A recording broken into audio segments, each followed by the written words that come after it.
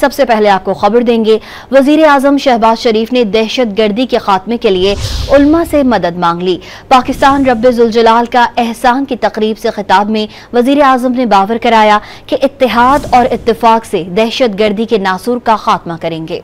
वजीर आजम ने सवाल उठाया कि कब तक पाक फौज के जवान कुर्बानियां देते रहेंगे। जाती मुफादात को कौमी मुफाद पर तरजीह देना असीम कुर्बानियों से बेवफाई है। किस तरीके से आज दहशत गर्दी के खात्मे के लिए एक मरतबा फिर अफवाज पाकिस्तान कुर्बानियां दे रही है, और उसके बाद अगर इस मुल्क के अंदर तफरीक है और इस मुल्क के अंदर मजहबी मुनाफरत है, लसानियत की बुनियाद पर तफरीक है